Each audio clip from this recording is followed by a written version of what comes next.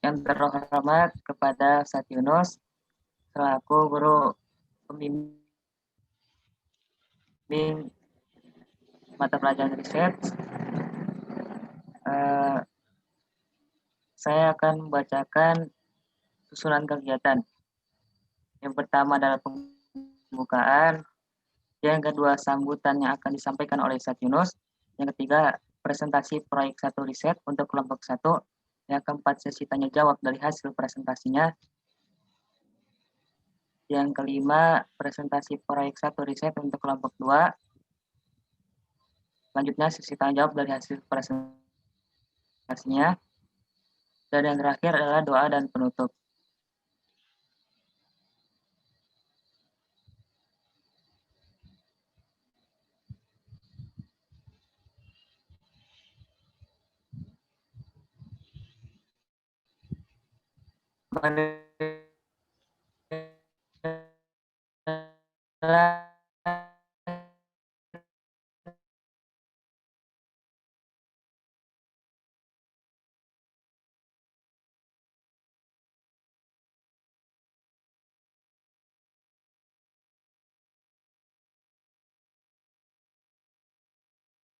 Allah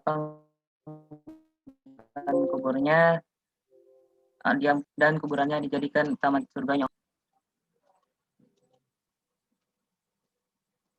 Akan disampaikan oleh Ustaz Yunus. Kepada Ustaz Yunus dipersilahkan.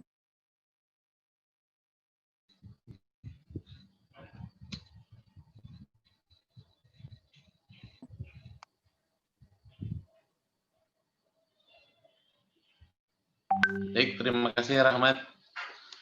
Ya, alhamdulillah. Assalamualaikum warahmatullahi wabarakatuh.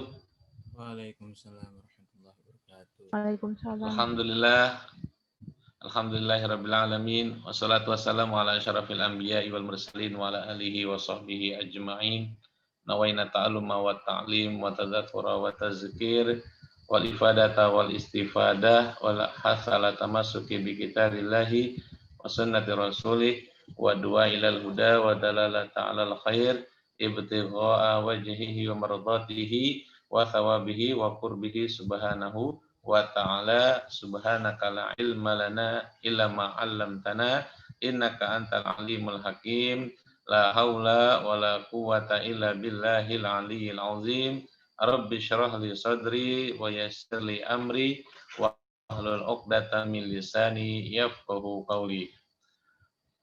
Yang Ustadz banggakan dan Ustadz cintai seluruh anak-anak Ustadz kelas 10 MAK, baik putra maupun putri, yang mudah-mudahan Allah Subhanahu wa taala ya sehatkan badannya dan Allah jadikan orang-orang yang soleh dan solihah serta ilmunya bermanfaat berkah bagi agama dan negara. Sedikit sambutan dari Ustadz. Yang pertama, Ustadz ingin ucapkan terima kasih banyak karena kalian sudah bergabung dalam mengikuti kegiatan presentasi proyek yang pertama yang insya Allah yang akan dibawakan oleh teman-teman kalian yang hebat-hebat ini dari kelompok 1 dan kelompok 2. Mudah-mudahan kita doakan ya presentasinya lancar dan juga mendapatkan hasil yang baik. Dan juga Ustaz juga apresiasi juga ya kepada kalian semua ya yang sudah berusaha ya sebaik mungkin sekalipun kita masih dalam keadaan pandemi seperti sekarang ini, tapi kalian masih berjuang dan juga berusaha supaya mendapatkan hasil riset yang sempurna dan yang baik. Mudah-mudahan Allah Subhanahu wa taala akan membalas ya jasa kalian, jerih payah kalian yang susah payah, yang mungkin ada yang sempat begadang ya untuk mengejar presentasi hari ini ya, ataupun nanti presentasi yang lainnya di minggu yang akan datang. Itu semua nanti insya Allah ya sebagaimana dalam suatu mahfuzat dikatakan al-ajru biqadri ta'ab, yang mana balasan atau upah ya atau hasil itu tergantung terhadap usaha. Jadi sebesar apapun usaha kalian dalam belajar, dalam menuntut ilmu, insya Allah hasilnya juga akan sesuai dengan apa yang kalian sudah usahakan. Jadi pesan Ustadz ya di sini dalam kegiatan sambutan ini ya pesan Ustadz tetap semangat belajar. Jadi adanya pandemi ini jadikan kesempatan kalian untuk lebih pintar lagi, lebih mendapatkan ilmu yang lebih banyak lagi, terutama dalam masalah teknologi.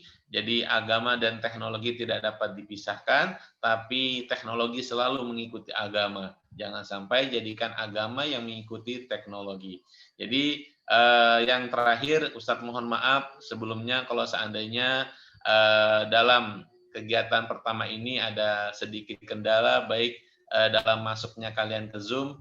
Jadi berhubung tadi pagi juga Ustadz mohon maaf juga tidak bisa mendampingi kalian dalam persepsi karena Ustadz ada sedikit urusan. Jadi Ustadz mohon maaf ya. Mudah-mudahan kita buka kegiatan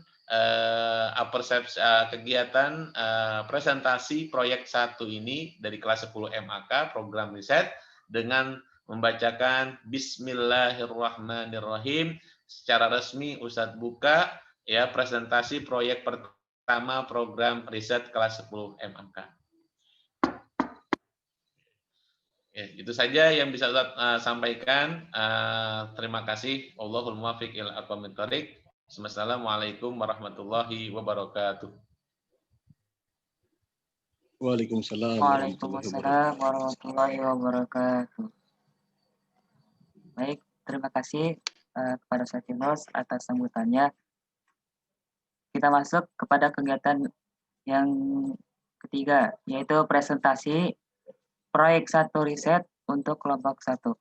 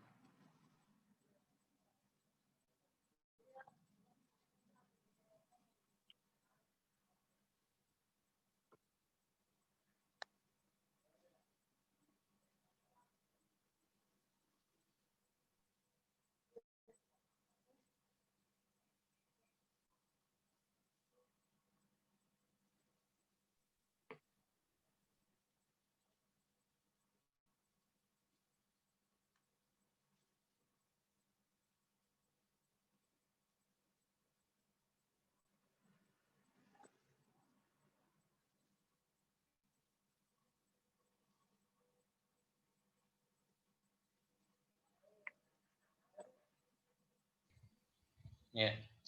Mikrofonnya udah dihidupin belum? Silakan di mute ya. Di unmute apa? Di unmute dulu biar suaranya kedengaran. Ya.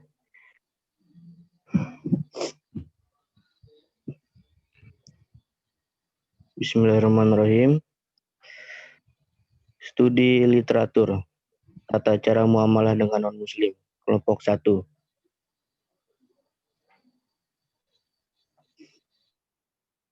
Lanjut.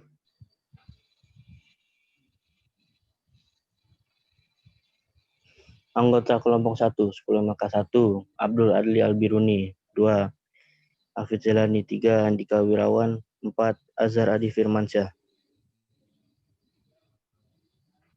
1. Studi literatur. Apa itu studi literatur? Studi literatur adalah sebuah kegiatan mencari secara teratur dan menganalisis sesuatu yang berhubungan dengan masalah yang akan diteliti. Atau studi literatur ini sebagai bentuk introspeksi terhadap tulisan yang telah dipublikasi sebagai referensi dalam penelitian. Studi literatur ini dilakukan sebelum peneliti melakukan penelitiannya. Dengan adanya studi literatur, peneliti mudah untuk mengetahui dengan pasti apa yang akan diteliti, mengetahui di mana dan kenapa siapa informasi dapat diperoleh. Mengetahui bagaimana cara memperoleh data atau informasi dapat menentukan cara tepat untuk menganalisa data.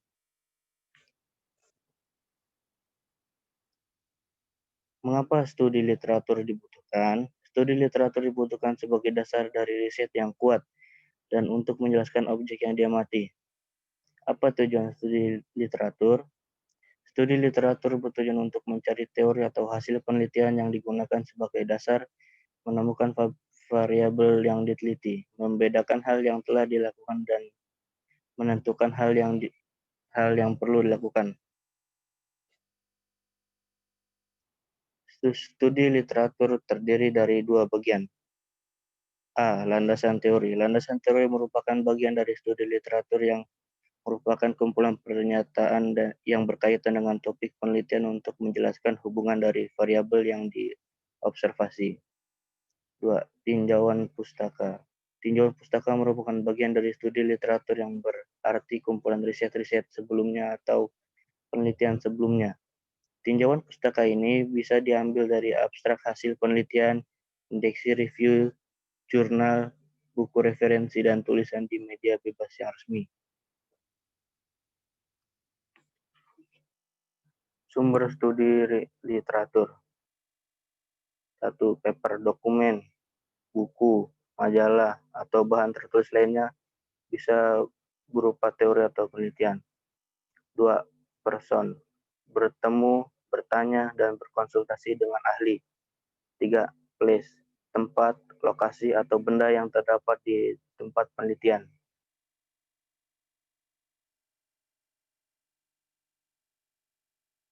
Tahapan studi literatur. 1. Formulasi permasalahan. Memiliki topik yang sesuai dengan isu dan interest kelompok 1, memiliki tema tata cara muamalah dengan muslim. 2. Pencarian literatur. Menemukan literatur yang relevan dengan penelitian. Pada tahap ini, kelompok 1 mencari literatur dan sumber dari buku, internet, atau jurnal yang berhubungan dengan topik kelompok 1, yaitu tata cara muamalah dengan non-muslim. Evaluasi data, mencari dan menemukan data yang tepat untuk mendukung penelitian.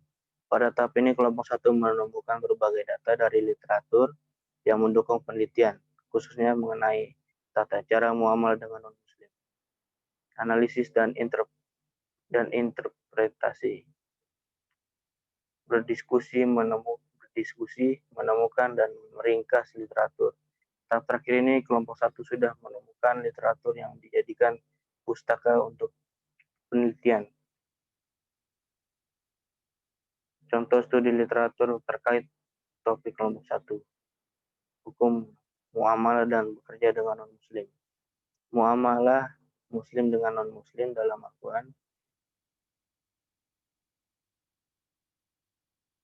Contoh studi literatur terkait topik kelompok 1. Bagaimanakah hukum bermuamalah dengan non-muslim? Bagaimana berinteraksi dengan non-muslim? Contoh studi literatur terkait topik kelompok 1. Sikap Islam terhadap minoritas non-muslim. Syahrul Hadi. Hubungan muslim non-muslim dalam interaksi sosial. Contoh studi terkait topik kelompok 1. Konsep toleransi atau al-samahah antar umat beragama, perspektif Islam, ukhuwah dan kerukunan dalam perspektif Islam, etika Al-Quran terhadap non-muslim. Beberapa hal yang didapat dari studi literatur terkait topik kelompok 1. Islam adalah agama yang mengajarkan umatnya untuk menghormati umat agama lain, melarang menghina agama lain, mencela sesembahannya, ataupun memaksa non-muslim untuk memeluk Islam. Islam pun menganggap dan mengakui non-muslim sebagai saudara. Sebagai umat muslim, banyak sekali ajaran dan anjuran untuk menjaga hubungan yang baik dengan non-muslim. Dalam surat Al-Baqarah ayat 256, Allah mengajarkan umat Islam untuk senantiasa menjunjung tinggi prinsip kebebasan beragama yang berarti tidak ada pemaksaan dalam suatu keyakinan. Selain itu, dalam surat Al-An'am ayat 108 juga ditegakkan prinsip menghormati seseorang yang beragama selain muslim. Tetapi bukan berarti kita mendukung dan setuju dengan praktik agama tersebut, melainkan bertoleransi tanpa adanya cacian dan hinaan.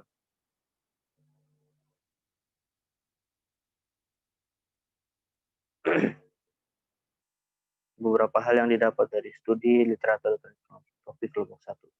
Kaum muslim diajarkan untuk memelihara hubungan harmonis antar umat beragama. Oleh karena itu, muamalah sangat penting untuk diterapkan. Allah pada surah Al-Mumtahanah ayat 8-9 tidak melarang umat muslim untuk membantu, bekerja sama, dan berbuat baik kepada kaum non-muslim. Dalam Al-Quran, umat muslim harus menegakkan prinsip persaudaraan yang berarti sesama anggota masyarakat bisa bekerja sama maupun berbeda akidah. Umat Islam diperbolehkan berdagang, berbisnis, dan melakukan hal lain dengan syarat masih dalam jalan ajaran Islam.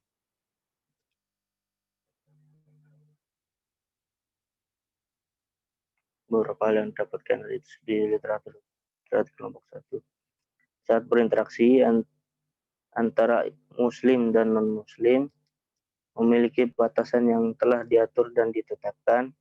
Penetapan itu harus menjadi pijakan dalam kehidupan antar umat beragama. Seperti contoh, masalah yang kerap terjadi adalah di mana penerapan toleransi antar umat beragama, seperti toleransi dalam bidang muamalah yang berhadapan dengan masalah akidah dan ibadah. Beberapa orang menganggap bahwa pengucapan selamat Natal atau menghadiri undangan perayaan hari raya non-muslim tidak menjadi masalah dan menganggap itu dasar dari toleransi dan menghargai pemeluk agama yang berbeda. Nyatanya, dalam Islam konsep toleransi jelas bahwa dalam segi akidah atau ibadah tidak ada toleransi. Maka dari itu, sekecil apapun hal yang dapat merusak akidah Islam wajib untuk dijauhi dan dihindari.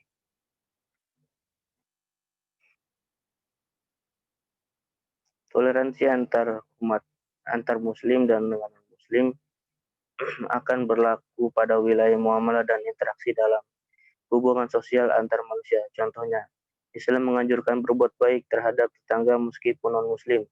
Islam dilarang keras untuk membunuh non-muslim kecuali mereka memerangi kaum muslim. Dan Islam menganjurkan berbuat adil dalam hukum dan peradilan terhadap non-muslim, bermuamalah dan berinteraksi dengan baik, dan tidak boleh berbuat zalim kepada keluarga dan kerabat meskipun non-muslim.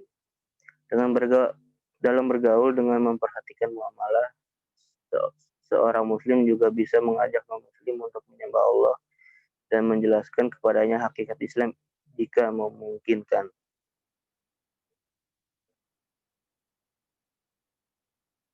Jika seorang non-muslim tersebut adalah seorang kafir zimmi atau mustamin atau mu'ahad, maka muslim tidak boleh menzoliminya karena ia menunaikan hak kepada seorang muslim.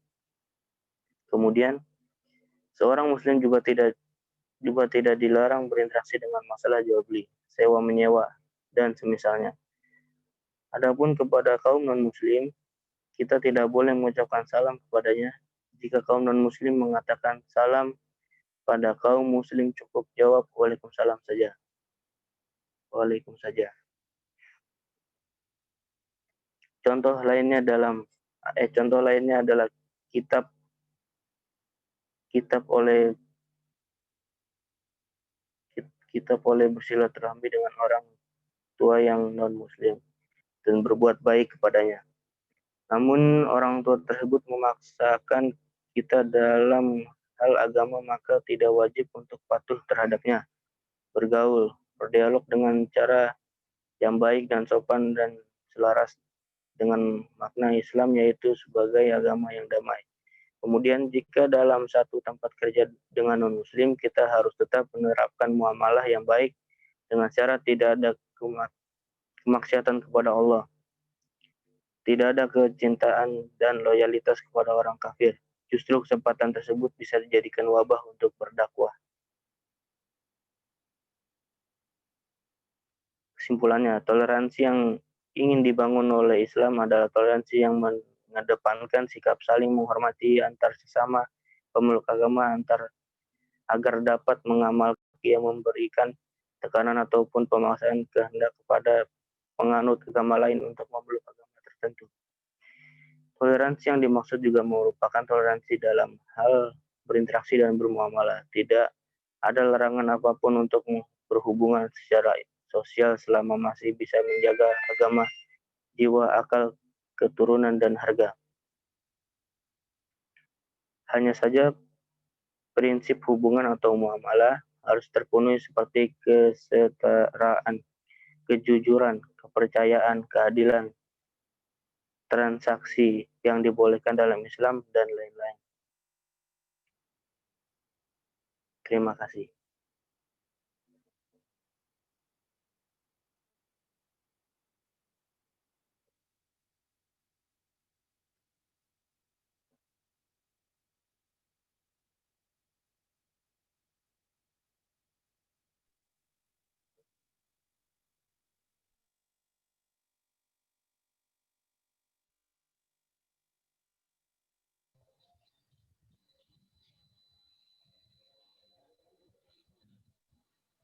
Ya, silakan. Rahmat.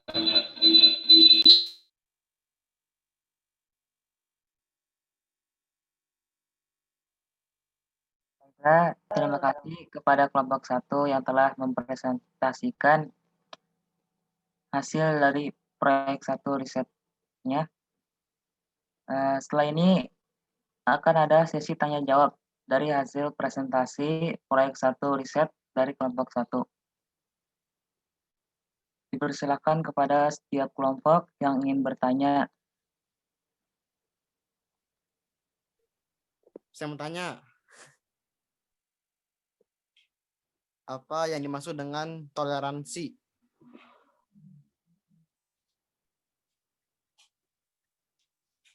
Ya, untuk kelompok 1, silahkan untuk menjawab pertanyaan dari Mawan.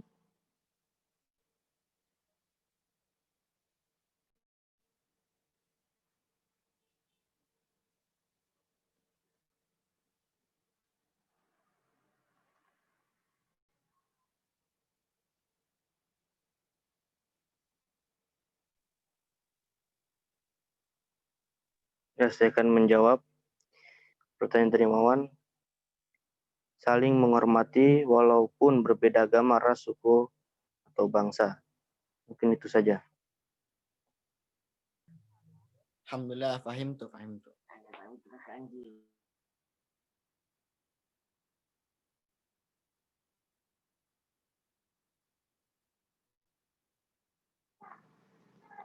Baik, siapa lagi yang ingin bertanya? Karena sesi tanya jawab minimal 3 orang. Saya. Oke, silakan. Apa itu kafir mu'ahad, mustami, dan dhimmi?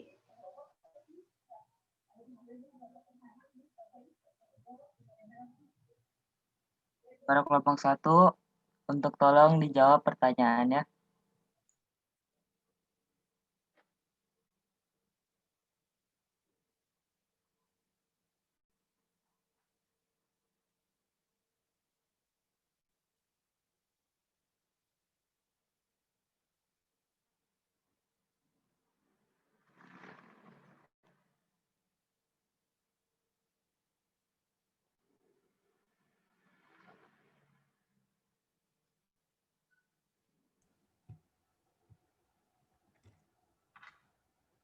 Ya, saya akan menjawab pertanyaannya. Jadi yang pertama ada kafirizmi. Jadi kafirizmi itu adalah orang kafir yang tinggal di negeri muslim. Terus dia punya perjanjian damai. Dia juga bayar pajak, uang-uang lainnya yang harus orang muslim bayar, dia juga bayar. Jadi orang muslim dilarang untuk menzoliminya. Terus ada kafir muahad. Kafir muahad itu adalah orang yang punya perjanjian juga, yang tinggal di negeri muslim juga sama kayak kafir sini, tapi dengan muslimnya ini berada atau bertugas di negara kaum muslimin tidak boleh disakiti selama mereka menjalankan kewajiban perjanjiannya. Tapi dia itu ada batasan waktunya. Kalau kafir musta'im itu sama juga, tapi dia batasan waktunya lebih sedikit. Mungkin itu yang saya jawab.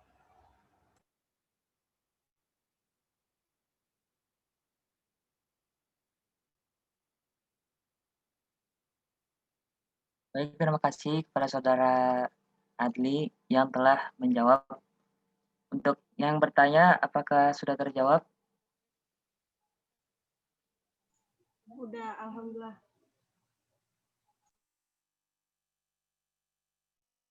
Baik, apakah ada yang ingin bertanya lagi untuk sesi tanya jawab?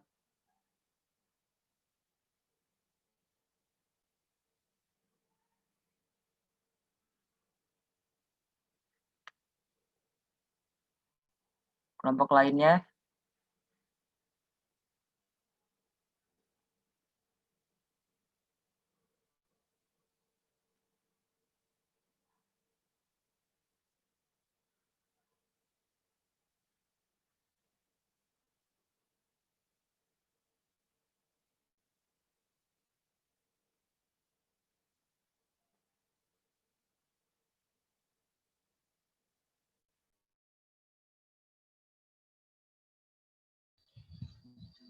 Nah, baik Rahmat.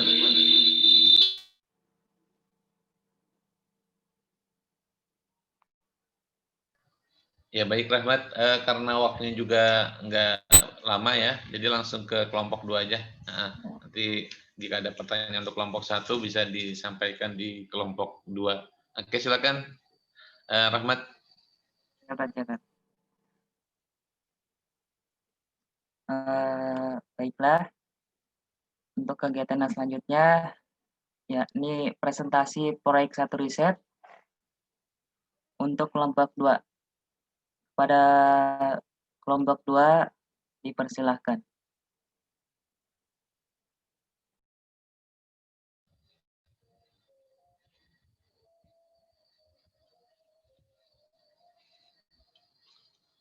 Berhubung sedang azan ya, jadi kita break dulu sebentar ya. Kita break 5 menit ya, sambil mempersiapkan. Kita dengarkan azan dulu, setelah 5 menit baru kita mulai lagi.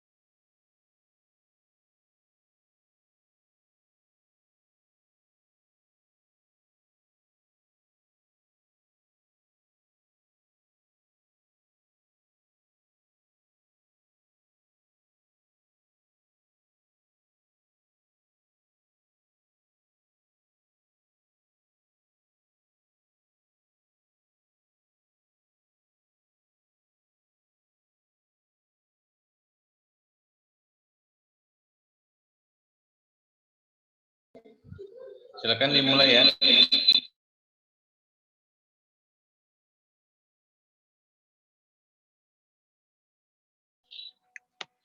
Assalamualaikum warahmatullahi wabarakatuh. Saya Friza dari Tamuyanisi yang akan mewakilkan presentasi dari hasil proyek riset kelompok 2. Pandangan Islam terhadap K-pop. Anggota kelompok 2 10 MAPK. 1. Afriza dari Tamuyanisi, 2. Alvina Nurahmiani, 3. Alivia Sekar Maharani, dan 4. Amalia Latif sebagai ketua kelompok.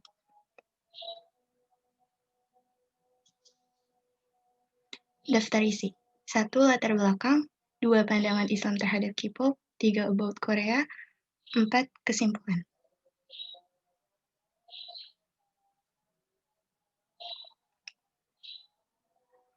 Latar belakang. Saat ini, tentu tak asing lagi bagi kita mendengar kata K-pop. K-pop sendiri merupakan singkatan dari Korean Pop, yaitu jenis musik populer yang berasal dari Korea Selatan. Bukan hanya meledak di Asia, K-pop juga dikenal sampai negara Eropa. Di Indonesia sendiri, K-pop banyak digemari oleh remaja yang dimayoritas perempuan.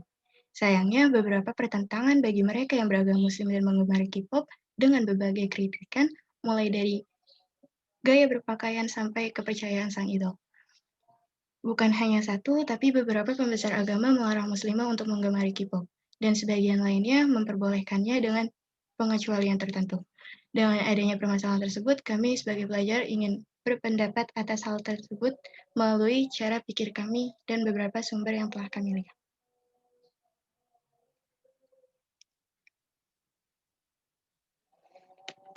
Satu, about Korea. Apa itu K-pop? K-pop atau Korean Pop adalah jenis musik populer yang berasal dari Korea Selatan. Banyak artis dan kelompok musik pop Korea yang sudah menembus batas dalam negeri dan populer di mancanegara. Kegandrungan akan musik K-pop merupakan bagian yang tak terpisahkan dari demam Korea di berbagai negara.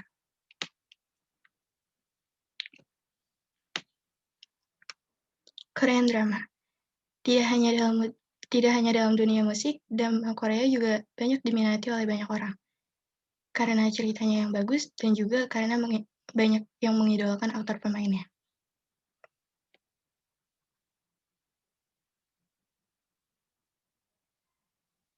Dua, pandangan Islam terhadap K-pop.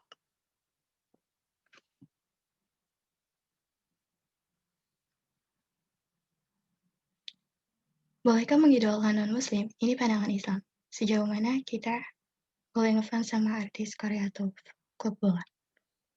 Apakah kita boleh mengidolakan artis Korea? Jadikan artis Korea sebagai hal untuk menghibur diri saja. Yang sepatutnya untuk dijadikan idola atau panutan adalah Nabi Muhammad SAW. Artis Korea bukanlah seseorang yang sepatutnya untuk kita jadikan contoh. Mereka bukanlah orang Islam dan bukanlah bagian dari agama kita. Jika kita bersikeras untuk tetap melihat atau mengidolakan artis Korea, ingatlah di sini. Barang siapa menyerupai suatu kaum, maka dia termasuk bagian dari mereka. Hadis riwayat Abu Daud dan Ahmad.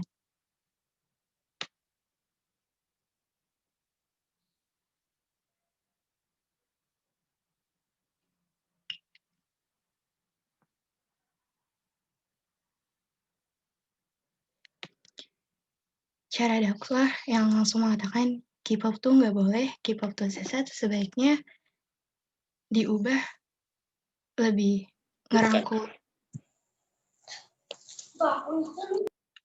the base kayak bilang K-pop tuh jangan dijadiin nomor satu ya, tetap banyakin ngajinya, jangan lupa ibadahnya atau semacamnya karena basicnya kalau mereka gak paham apa yang kita maksud dan merekanya keras, itu cuma buang-buang waktu aja bilang begitu ke mereka. Kalau mereka tetap ngaji dan beribadah dan bertambah ilmunya, maka mereka akan paham dengan sendirinya mana hal yang baik bagi mereka dan mana hal yang buruk bagi mereka tanpa harus ada pengekangan atau pernyataan kontra yang spontan dari kita. Menyukai atau menggemari K-pop bukan hal yang sepenuhnya salah. Yang salah itu kalau kita benar-benar fanatik dengan apa yang mereka bawa sampai mengikuti semua gaya hidupnya termasuk keyakinan mereka. Menyimpang dari hal tersebut, diperbolehkan seorang muslim menggemari orang yang non-muslim yang mana kekaguman tersebut tidak tertuju kepada keyakinan mereka. Keahlian yang mereka kagumi juga bisa menjadi tolak ukur kita dalam hal yang kita minati atau yang sering kita sebut passion. keahlian mereka atau talenta mereka seharusnya juga bisa membangkitkan gairah kita untuk menunjukkan talenta kita kepada orang lain. Itu salah satu sisi positifnya. Semangat atau power yang mereka bawa seharusnya juga bisa kita tiru. Bukan hanya menjadi pendengar atau penikmat saja dari apa yang mereka tunjukkan, kita juga harus memproduksi talenta apa yang kita punya.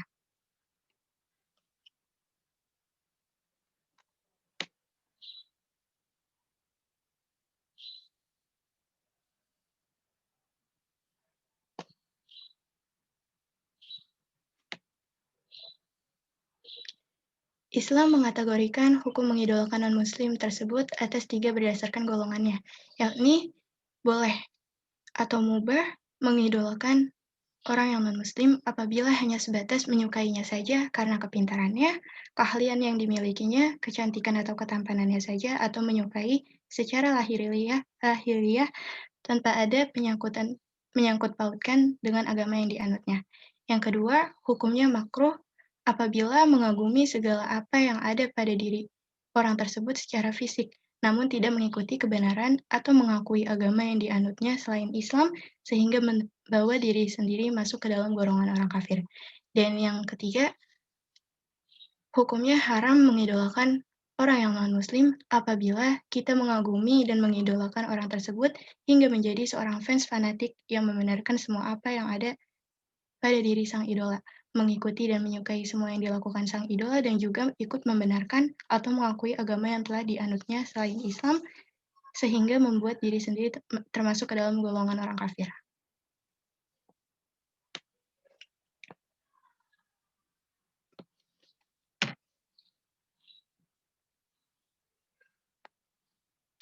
Dari ketiga pembagian hukum mengidolakan non-muslim di atas, diharapkan sebagai seorang muslim kita bisa membatasi diri untuk tidak membabi buta dalam mengidolakan seseorang agar kita tidak termasuk dalam golongan kafir, karena telah membenarkan semua apa yang dilakukan sang idola, meski apa yang dilakukannya termasuk perbuatan yang salah atau tercela.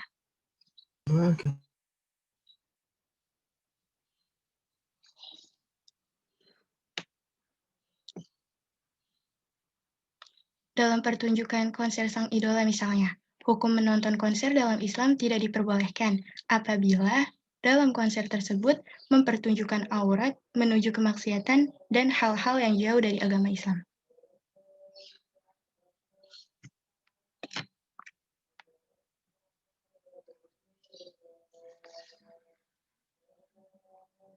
Kesimpulan. Jadi kesimpulan dari semuanya itu adalah jika kita mengidolakan K-pop, boleh-boleh saja, tapi kita juga harus tahu batasan normal menyukai K-pop seperti layaknya kita menyukai sesuatu tanpa berlebihan.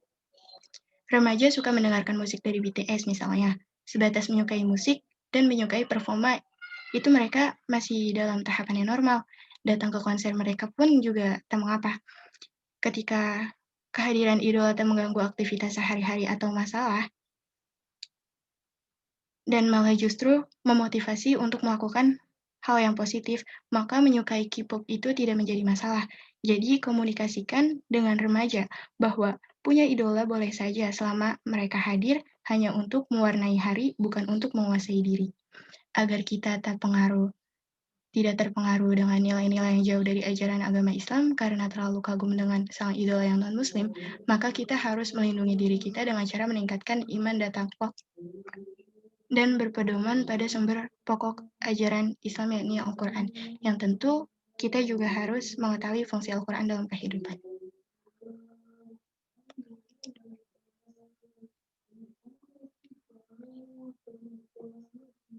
Sekian, terima kasih atas hasil proyek riset kami. Assalamualaikum warahmatullahi wabarakatuh. Waalaikumsalam warahmatullahi wabarakatuh. Silakan MC. Waalaikumsalam warahmatullahi wabarakatuh. Selanjutnya adalah sesi tanya jawab kepada semua kelompok yang ingin bertanya dari apa yang telah dipresentasikan dari kelompok 2. Baiklah, kepada yang ingin bertanya dipersilahkan.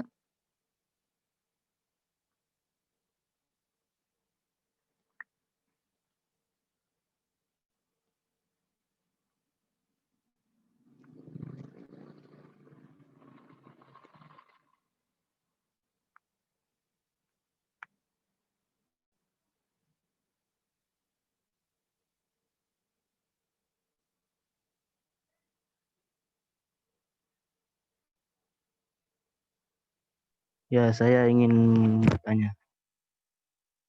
Ya, silakan. Hukum yang boleh sama hukum yang makruh itu kan ujung-ujungnya makruh. Jadi lebih ditinggalkan atau gimana itu?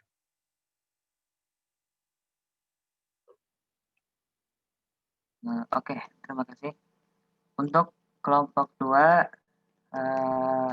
silakan dijawab pertanyaannya.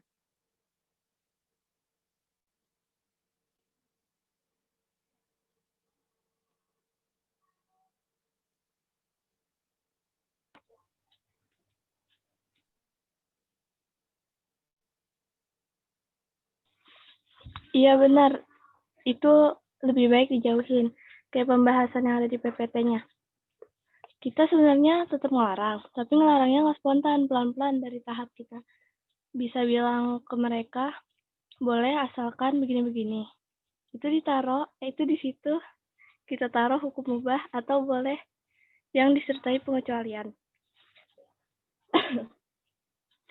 Kan kalau kita udah kasih pengecualian, walaupun rasa suka mereka atau rasa penasaran mereka nggak hilang secara langsung, itu udah bisa membatasi diri mereka. Dan sebenarnya kalau mereka menggali lebih dalam informasi tentang apa yang dia suka, semakin dalam juga atau semakin banyak juga hal-hal yang bisa mereka sadarin kalau itu hal yang jauh dari agama.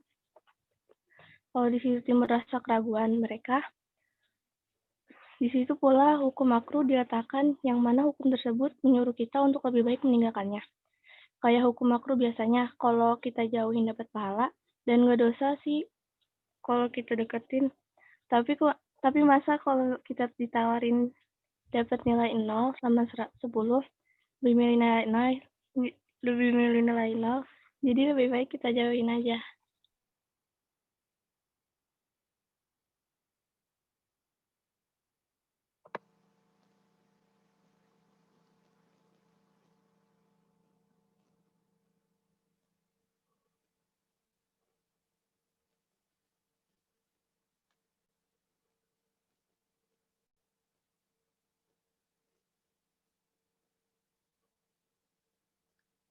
Baik, terima kasih atas jawabannya.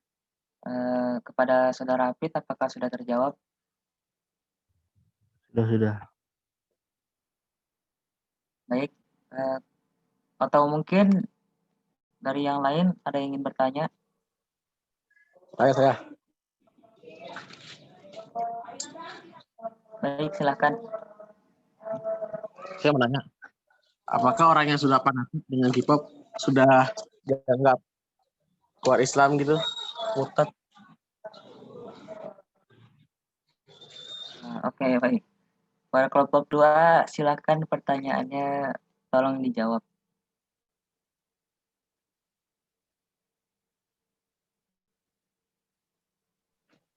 Maaf, bisa diulangi lagi nggak pertanyaannya? Apakah orang yang sudah mencapai fanatik dengan K-pop yang tadi itu haram, apakah dia sudah keluar Islam atau murtad lah gitu? Kalau dia udah fanatik dan dia ngeyakinin apa yang idolnya yakinin juga, otomatis dia khususnya yang non-muslim, otomatis dia bakalan keluar Islam dan jadi murtad. Tapi kalau misalnya dia belum keluar Islam, itu urusannya sama Allah karena kita kan nggak boleh ngekafirin orang lain. Oke.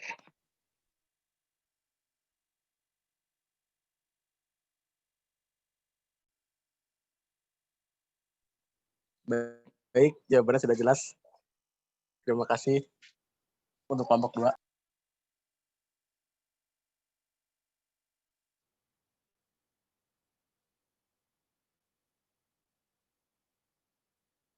Baiklah, adakah yang ingin bertanya lagi? Saya Hyung.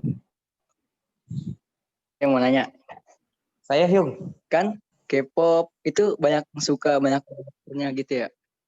Terus ada yang sampai nyampe bilang tuh Tuhan gitu. Itu apa yang disukain gitu sama orang-orang dari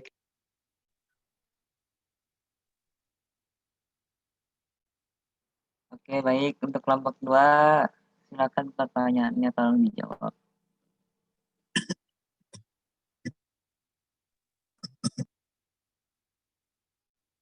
Tuhan disembah.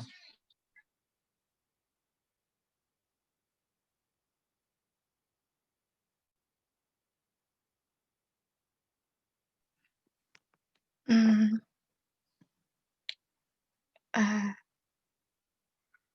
saya sendiri sebenarnya bukan K-popers, tapi kalau misalnya kita lihat sendiri, kita suka sama suatu hal, kita bakal jadi benar-benar fanatik sama mereka, kayak tergila-gila gitu. Ada Mahfuzat juga yang bilang, kalau kita suka sama sesuatu, kita bakal jadi budaknya dia. Jatuhnya kayak gitu sih penerapannya. Kalau misalnya, mungkin bagi mereka yang K-popers, nganggep mereka punya segala-galanya. Kayak dulu aja kalau misalnya Islam belum datang, kayak misalnya Nabi Ibrahim ngelihat matahari itu bawa sumber. Jadi Nabi Ibrahim ngira kalau matahari itu Tuhan. Mungkin mereka nganggapnya kayak gitu. Kurang tahu juga sih. Tapi intinya, kalau misalnya kita suka sama sesuatu, kita bisa jadi budaknya mereka atau tergila-gila sama mereka. Gitu.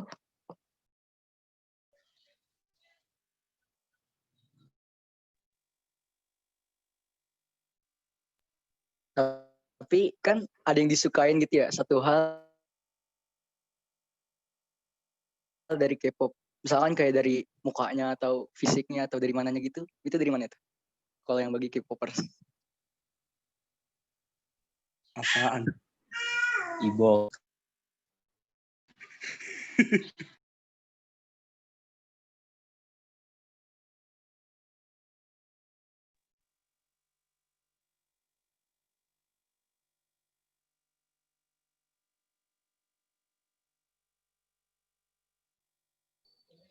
Ya, silakan dijawab atau temannya yang lain bisa bantu ya. Yang siapa tahu di kelompok 2 ada yang K-pop K-popers ya. Ya silakan dibantu. Jadi saya seorang K-popers. Kan selera orang berbeda-beda. Jadi kita harus bisa ngargain gitu.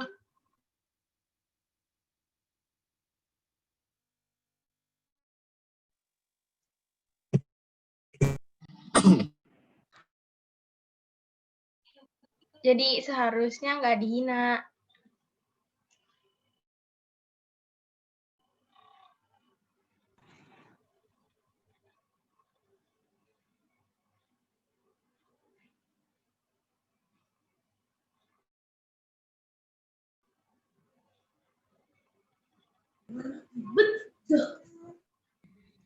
Gimana Andika? Jawabannya apa sudah puas, sudah jelas atau masih penasaran? Enggak, maksud saya enggak, bukannya kayak apa menghina, maksudnya tuh apa yang disukai dari K-popnya atau konser-konsernya gitu.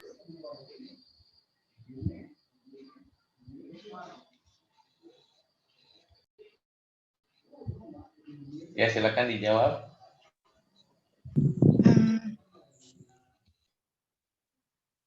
Andika suka nonton bola atau semacamnya nggak? Pernah ya, ada. Oh, ini kayak misalnya setiap orang punya hobi masing-masing kan, kayak mereka suka ya nonton bola atau yang cowok kebanyakan main motor itu belum tentu cewek juga suka kayak gitu atau orang sesama cowok mungkin mereka nggak suka kayak gitu, kayak ada yang suka anime atau ya jatuhnya sama aja kayak K-pop gitu. Jadi mereka punya ya selera masing-masing gitu. Beda-beda setiap orang. Karena Andika nggak tahu apa yang disukain sama K-popers, karena nggak ada yang Andika tertarik dari K-popers itu, kayak gitu aja.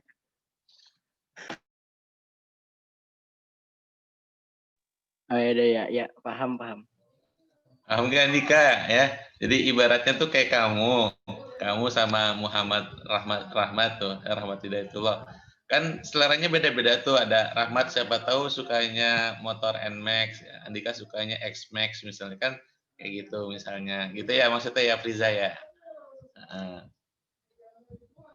Iya, Ustaz. Gitu. Jadi kalau kamu nanya seperti itu ya macam-macam gitu setiap orang. Tapi kebanyakan ya Ustaz nggak tahu mungkin dari wajahnya atau suaranya gitu kan ya macam-macam. Jadi istilahnya seperti itu. Iya. Ini Sekar kalau kamu nanya K-pop tanya Sekar nih ahlinya nih Sekar. Oke, karena waktunya sudah habis ya, Ustaz tutup pertanyaannya ya. Silakan saya kembalikan ke MC dulu untuk menutup.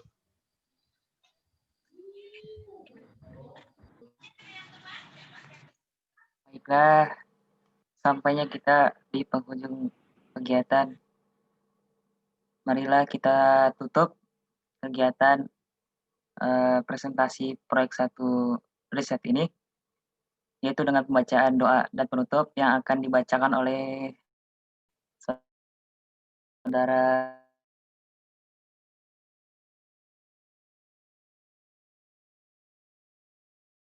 kepada saudara Mufti Syam dipersilakan.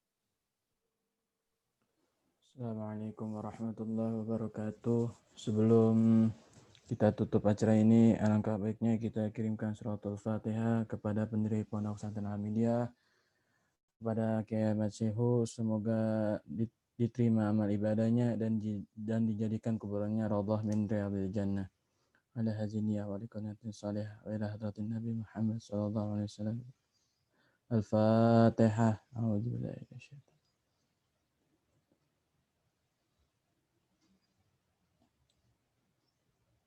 اللهم بحق الفاتحة وبشر الفاتحة وبعلم الفاتحة وبالمعجزات الفاتحة يا فارج الهم يا كاشف الغم يا من يبدي يغفر ويرحم يا دافع بلايا الله يا دافع بلايا رحمن يا دافع بلايا رحيم دعواهم فيها اسمنك اللهم وتحيات فيها سلام آخر دعواهم أن الحمد لله رب العالمين. شكرا والسلام عليكم ورحمة الله وبركاته. Waalaikumsalam warahmatullahi wabarakatuh.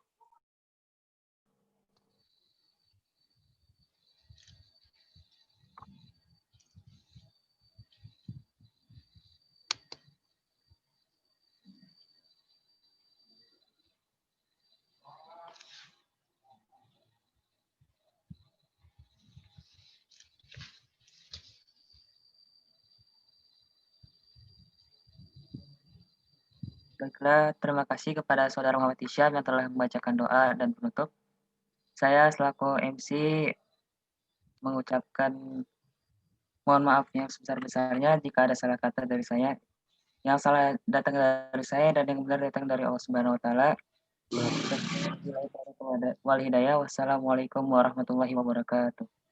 Waalaikumsalam warahmatullahi wabarakatuh.